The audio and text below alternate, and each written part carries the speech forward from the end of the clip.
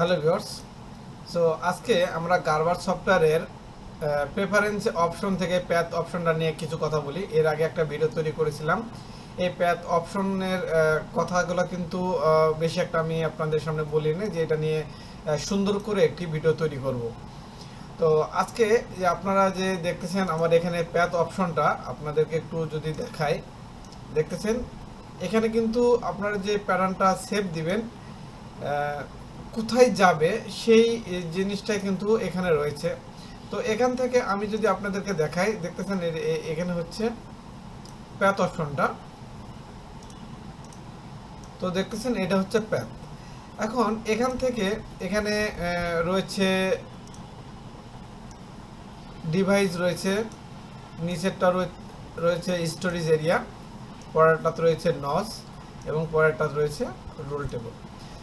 অর্থাৎ আমরা যখন একটা প্যাটার্ন তৈরি করি তখন সেই প্যাটার্নটা কোথায় যাবে, কোথায় গিয়ে সেভ হবে, সেই সেটিংটা হচ্ছে প্রেফারেন্স অপশন থেকে এই প্যাথ অপশনে এসে কিন্তু আপনি এটা পাবেন। তো অনেকে রয়েছে যারা নতুন অবস্থায় যারা কাজ করতেছেন তারা কিন্তু এই জিনিসটা কিন্তু জানে না।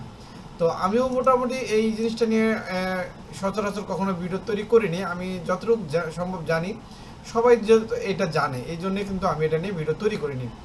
তো একজনকে যখন জিজ্ঞাসা করলাম, সে বলল যে আমি হচ্ছে অন্যভাবে সেভ দেই।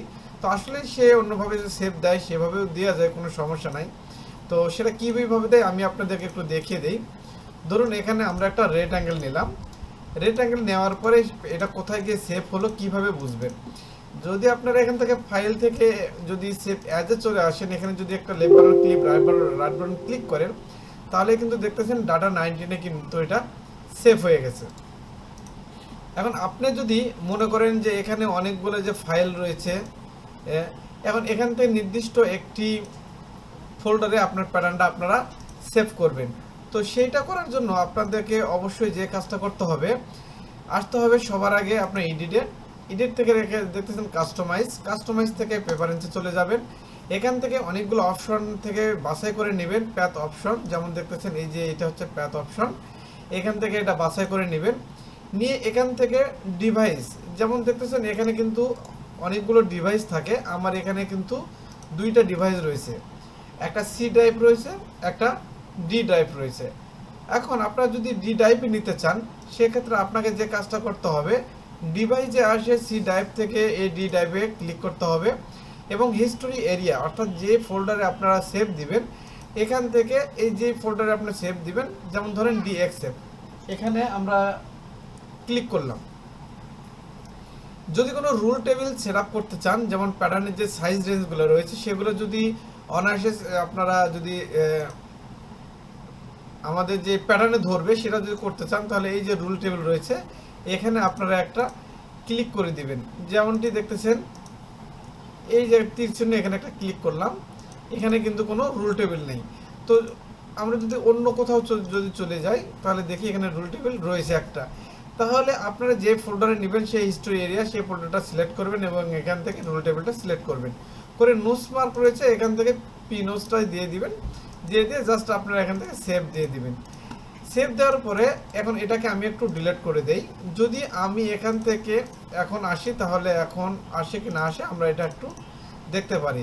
ফাইলে চলে গেলাম, সেভ অ্যাজে দিলাম, এখানে ক্লিক করলাম, দেখতেছেন এই যে জায়ান্ট টাইগার নামে একটি ফোল্ডার রয়েছে, এই ফোল্ডারে এটা সেট আপ হয়ে যাবে। তো অনেকেই কিন্তু এই জিনিসটা মোটামুটি জানে না, আর যারা প্রথম অবস্থায় থেকে কাজ শিখতেছেন অনেকেই কিন্তু এই জিনিসটা একটু পরে শেখান বা একটু আগে শেখান। তো আপনারা চাইলে এইভাবে আপনাদের প্যাটার্নটা কোথায় সেভ হচ্ছে সেইভাবে আপনারা কাজ করতে পারেন। তবে আরেকটা জিনিস আমি আপনাদেরকে একটু বুঝিয়ে দেই, যদি অনেক অফিসে যদি কেউ ইন্টারভিউ দিতে যায়, সেখানে কিন্তু দেখা গেল কি এই প্যাথ সেট আপটা কিন্তু তার নির্দিষ্ট একটা ফোল্ডারে কিন্তু রেখে দেয়। তো আপনারা চাইলে সেই প্যাথ অপশনটা চেঞ্জ না করেও কিন্তু প্যাটার্ন তৈরি করতে পারেন। মনে করেন আমরা ফুল প্যাটার্নটা তৈরি করলাম, জাস্ট আপনারা একবার দেখে নেব প্যাটার্নটা। এই রেড অ্যাঙ্গেল আনার পরে ফাইলে চলে দেবো, ফাইল থেকে সেভ অ্যাজে ক্লিক করে দিয়ে আমরা দেখে নেব যে আমাদের কোন প্যাথ অপশনটাতে সিলেক্ট হচ্ছে। যদি এইভাবে দেখতে না চান, তাহলে অবশ্যই এখান থেকে আসবেন, কাস্টমাইজে আসার পরে প্যাথ অপশন থেকে দেখে নেবেন যে ডি ড্রাইভের হিস্টোরি এরিয়া জায়ান্ট টাইগার অথবা যে কোনো নামে সেভ হচ্ছে, তাহলে কিন্তু প্যাটার্নটা খুঁজে পেতে অনেক সহজ হয়ে যাবে।